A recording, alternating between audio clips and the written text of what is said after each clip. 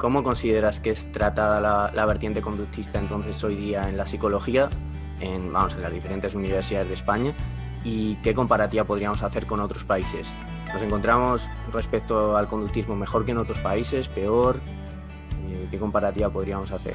O sea, ¿cómo se imparte? Bueno, primero habría que hablar de la psicología en España frente al resto, comparado con otros países. Si lo comparamos con otros países de nuestro entorno europeo, la psicología española está bastante avanzadita. Es bastante... Por ejemplo, el número de psicólogos en España es muy considerable. Hace unos años, yo no sé ahora, pero hace unos años éramos el segundo país del mundo. El primero, por habitante. El primero era Estados Unidos y el segundo éramos nosotros. Es decir, estoy hablando de gente colegiada, ¿eh? No estoy hablando de psicólogos colegiados, ¿eh? Claro, fijaros que tenemos psicología prácticamente en todas las provincias españolas, en todas las universidades prácticamente ya hay psicología. Yo creo que es una barbaridad, por cierto, porque claro, la cantidad no garantiza calidad, ¿no? Pero bueno, además no creo que sean necesarios tantos psicólogos, la verdad. Bueno, la psicología española, es interesante la pregunta que me haces, pues yo me iría muy atrás. ¿De dónde viene la psicología española? Mira, la psicología española viene de una tradición, surgió de las facultades de filosofía y letras, de filosofía, de las cátedras de filosofía. ¿Y quiénes ostentaban las cátedras de filosofía en aquella época? Estoy hablando a finales de los años 60, que es cuando se va a producir el cambio y se va a crear las primeras facultades de psicología a principios de los 70, ¿no? A finales de los 60, a principios de los 70, las primeras escuelas de psicología en los años 60 y después ya facultades en los años 70. Bueno, pues quienes ostentaban las cátedras de filosofía, que pasaron a ser los primeros catedráticos de psicología, porque sí, es decir, como Wundt. Solo que Wundt se inventó el rollo él, ¿no? Pero que también era catedrático de filosofía, como sabéis, ¿no? Bueno, era catedrático de filosofía. Para ser catedrático se tuvo que inventar de la psicología experimental. Es muy gracioso esto. Pero bueno, en este caso hubo catedráticos de filosofía o gente o profesores adjuntos que se llaman entonces de filosofía que curiosamente empezaron a trabajar sobre el tema de la psicología. Claro, ¿quién dominaba la filosofía española? ¿Quién dominaba la universidad española en los años 60 y los años 70? Pues, si queréis, evidentemente habría núcleos de libertad. Es decir, había habido ya profesores, digamos, si queréis, de izquierda, opuestos al régimen, muchas veces sancionados y expulsados de la universidad. Agustín García Calvo, por ejemplo, que hizo la letra del himno de la Comunidad de Madrid, la carrera de filosofía tal, o por el propio Tierno Galván, el que fue alcalde de Madrid, que eran catedráticos de filosofía y fueron apartados de la universidad. Pero lo sabía, pero la mayoría eran gente del régimen. A la mayoría de ellos, a gran parte de ellos le habían regalado la cátedra, coño. Es decir, eran gente del régimen, del Opus, etcétera. Vale. Incluso los progres eran discípulos de esta gente. Había muchos también que se habían salido de curas. Había varios, vamos, tampoco voy a decir mucho, pero había unos cuantos que se habían salido de cura y llegaron catedráticos de psicología. Eso pesa mucho, ¿eh? Es decir, a todos nos pesa, por ejemplo, la formación católica, cristiana, creyente, dualista, ¿entendéis?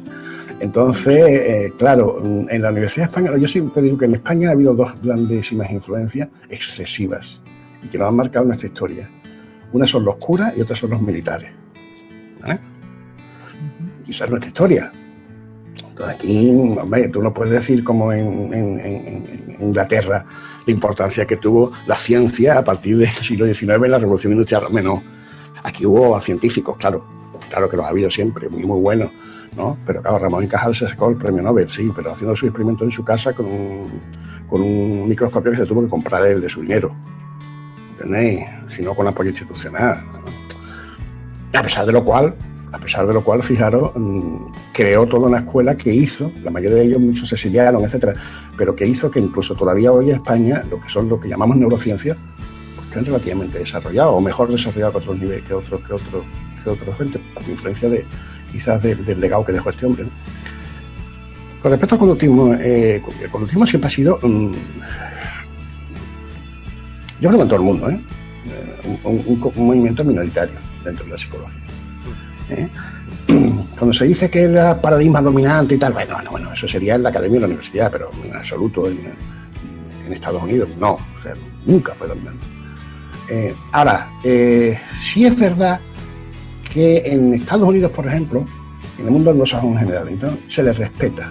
Es decir, en el sentido de decir, bueno, yo no estoy de acuerdo contigo, eres minoritario, etcétera, pero digamos, bueno, hay que reconocer que esta gente ha aportado cosas, y por ejemplo, una figura como Skinner, pues es súper reconocida. La Asociación Psicológica Americana, la APA, dice, es el psicólogo más importante que existió en la historia de la psicología.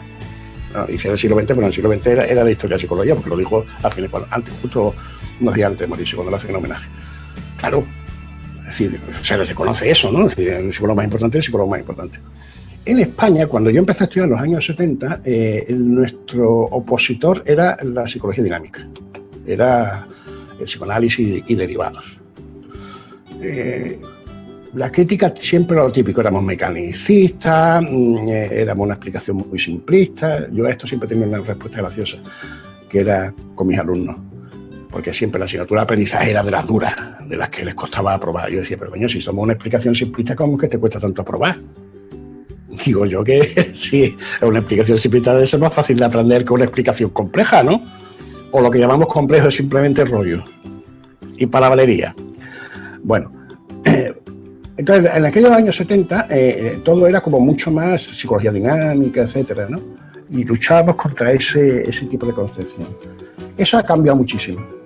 Y ahora los que han sustituido a los psicólogos dinámicos son los cerebristas, los psicólogos de tipo fisiológico, etcétera. Claro, esto es mejor, sí, en el sentido de que, claro, aparentemente se pone la bata, entra en laboratorios y, claro, estamos ya discutiendo entre colegas científicos, ¿no? Pero no es verdad por una razón.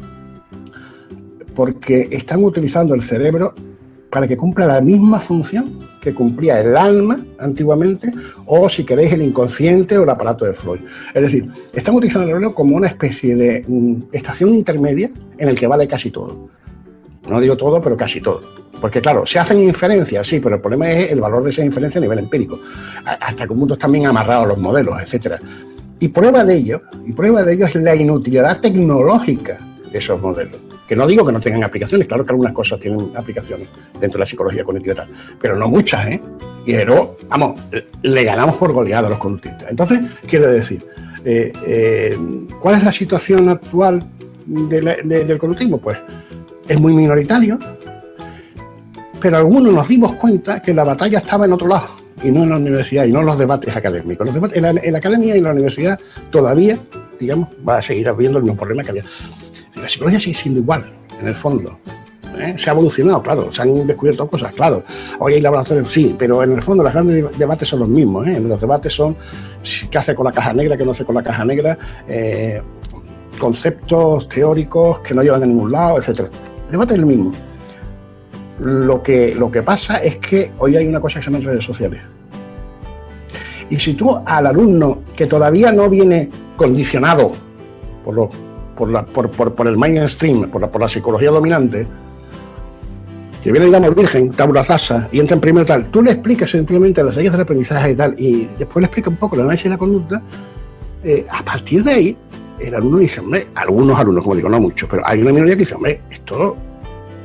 Y esta gente se vuelve como muy militante, eso sí es muy curioso, ¿no? Y entonces, por ejemplo, en las redes sociales hay una gran implantación de, por ejemplo, el Twitter, ¿no? Etcétera, de conductistas. Bastante. Claro, hay conductistas, ¿no? Muchos de ellos han sido alumnos míos, vamos, quiero decir, los conozco mucho y otros no, pero eso está muy bien, quiero decir. Porque yo no desprecio las redes sociales, a pesar de lo que la gente suele decir. Evidentemente que el conocimiento serio no se constituye a través de las redes sociales, obviamente. Pero las redes sociales sí creo que es una potente forma de impedir, por lo menos, que se debatan cosas absurdas. En el sentido de que ya la gente tiene que tener cuidado. Porque si dice una estupidez, te lo pueden decir. Te lo pueden decir públicamente. Lo que usted ha dicho es una estupidez. Y a lo mejor lo dice un niñato, pero te lo argumenta, etcétera. Entonces ya hay que tener un poquito más de cuidado, ¿no? Y sobre todo lo que yo he dicho siempre. Mira, a los conductistas lo que no ha pasado nunca nos han dejado. Es que ha habido mucha más preocupación. Porque no demos nosotros nuestro discurso que por dar a ellos el suyo. Y yo tengo experiencias concretas. La asignatura que te digo este año, que damos desde hace años, en segundo, que se llama Aprendizaje Complejo y Cognición, ¿no? Yo quería hacer 2 asignaturas, fijaros, yo quería hacer una asignatura de primero que se llamara Aprendizaje Asociativo y Condicionamiento Clásico, y una asignatura de segundo que se llamara Aprendizaje, Adaptación y Aprendizaje Operante. Yo partía, bueno, vamos a ver el modelo asociacionista, que tiene su fundamentación básica en el estudio de condicionamiento clásico, y en segundo vamos a ver el modelo operante o instrumental, que tiene, el modelo de la adaptación, la evolución, etcétera, que tiene su concreción en psicología a través del modelo operante, ¿no? Claro, se dijo que qué era esto, como que íbamos a hacer una asignatura de condicionamiento operante, pero esto que era una cuestión ideológica y tal, que no podía ser. Teníamos en el área de psicología básica, en aquella época en Sevilla, teníamos derecho, después del reparto que habíamos hecho en las distintas áreas, a una asignatura de tipo obligatoria de la universidad, no obligatoria a nivel nacional, pero de la universidad, que podíamos poner, de 6 créditos. Nosotros habíamos propuesto esto. Hubo compañeros que estaban dispuestos a que perdiéramos los 6 créditos del área de básica, en la propia área, con tal de que no lo diéramos de conductismo. Y eso te digo todo, quiero decir, les preocupa muchísimo más lo que decimos que lo que ellos dicen. Mira, a mí no me preocupa lo que ellos dicen. Cuando no atacan al conductismo, quiero decir, a mí no me preocupa nada, además me parece muy bien, y además hay que reconocer, por ejemplo, en el campo del aprendizaje, de la psicología del aprendizaje, hay muchísimas cosas que no son conductistas, fundamentalmente procedentes del terreno del conocimiento clásico y de los modelos asociativos. Y dicen cosas muy interesantes. Y no continúa. A mí no me preocupa nada que aparezca un modelo como el Rescola Wagner, además me parece magnífico. Me parece magnífico. Y me parece magnífico, digamos, muchas de las investigaciones que hacen los compañeros de aprendizaje que trabajan dentro de un enfoque cognitivo.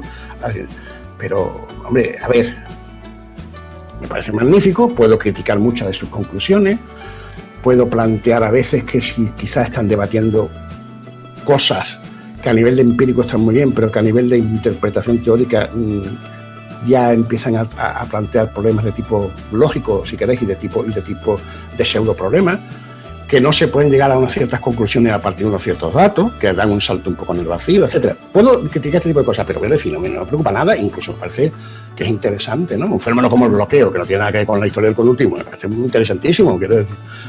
Otra cosa es cómo tú lo interpretes, pero yo sí observo en general una cierta animadversión hacia el conductismo. Quizás porque somos Es verdad que el conductismo tiene un problema, el conductismo skinneriano tiene un problema, y es que estamos como muy convencidos. Yo digo siempre que cuando tú pasas a ser conductista skinneriano, llega un momento que se te hace un poco la luz. Es un poco como el San Pablo cuando se cae del caballo, ¿no? Pues igual, ¿no? Es decir, de pronto dices, anda, coño. A mí por lo menos, a mí me pasó y le conocí a mucha gente. Empecé a leer Skinner y dije, joder, que tema es coherente, joder, que tema es coherente. Pues tiene razón en esto y tiene razón en esto otro. Hostia, y llega un momento que dices, esto sí, quiero decir. Y en ese momento, yo digo que ya se produce lo que técnicamente sería un repertorio de conducta irreversible. ¿Entiendes? Es decir, empiezas a enfocar todo lo que, cualquier fenómeno de psicología, lo empiezas a enfocar desde el punto de vista conductual, le empiezas a encontrar una lógica de análisis y a partir de ahí eso se vuelve irreversible, ya te intenté hacer conductas para toda la vida, por decirlo de alguna forma, ¿no? Entonces, claro, cuando estás en ese punto, tú crees, no entiendes cómo los otros no te entienden, o no entienden las críticas absurdas que hacen otros y tal. Y a partir de ahí, claro, se produce algo terrible, ¿no? Que es que como los otros no te entienden, pues tú les riñes de alguna forma. Y entonces, claro, de alguna forma nos hemos convertido en el pepito grillo de la psicología. Que estamos diciendo a la demás gente, pero no te das cuenta de este error conceptual, pero no te das cuenta de que lo que dices es absurdo, pero no te das cuenta de la lógica. Entonces, claro, yo comprendo que eso molesta mucho. Claro, y causa un sobre poco todo, de reticencia. Sobre todo, eso lo engarzo con lo que te decía al principio, con una universidad muy poco vocacional. Claro, si tú estás trabajando básicamente para ganarte las pesetas y hay otro que te está diciendo que todo lo que estás haciendo, por ejemplo, si yo te digo, es que la mayoría de las hipótesis psicobiológicas, claro, el tío dice, pero este tío ¿qué quiere? Que me echarme de aquí, etcétera. Entonces yo comprendo que, ¿me entiendes? Pero, y hay cierta animadversión, es decir, sí, es cierto, que yo creo que también parte de no entender, y esto es fruto de la ignorancia, claro, de la falta de lectura, que muchas veces ellos no tienen la culpa, claro, porque no se lo han enseñado en la universidad, ¿no? Hace poco hicisteis una encuesta en Twitter, y era sorprendente, no salía Skinner. entre los autores, ¿no? ¿Cuál es el autor más importante? Claro, esto es culpa de los profesores, es decir, esto no es culpa de otra gente. Es decir, esto es que lo malo es que la mayoría del profesorado de las facultades de psicología en España hoy en día, pues seguramente piensa lo mismo, que Kierkegaard era un tipo sin importancia.